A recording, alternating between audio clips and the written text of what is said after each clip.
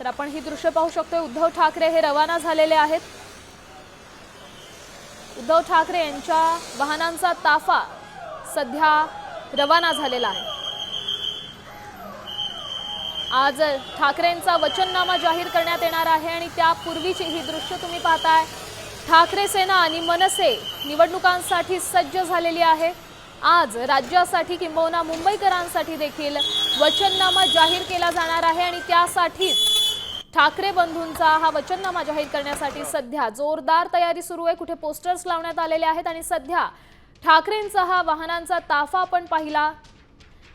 सभास्थळी हा वाहनांचा ताफा रवाना झालेला आहे। हे पोस्टर तुम्ही सध्या टीव्ही स्क्रीनच्या माध्यमातून पाहू शकताय। एक भावनिक साद मुंबईकरांना घालण्यात आलेली आहे। मुंबईकरांसाठी ठाकरे बंधूंचा हा वचननामा काय सांगतो हे थोड्याच वेळात स्पष्ट होईल। मुंबईकरांचं या वचननाम्याकडे लक्ष लागलं। ही दृश्य आपण पाहू शकतोय। आपण गाडीमध्ये दोन्ही ठाकरे बंधू एकत्र बसलेले आहेत। राज ठाकरे आणि उद्धव ठाकरे सोबत आहेत। या संदर्भात अधिक माहिती देण्यासाठी आपले प्रतिनिधी गणेश कवडे आपल्या सोबत जोडले गेलेले आहेत। गणेश, काय सांगाल, सध्याची अपडेट काय आहे? वाहनांचा ताफा रवाना झालाय।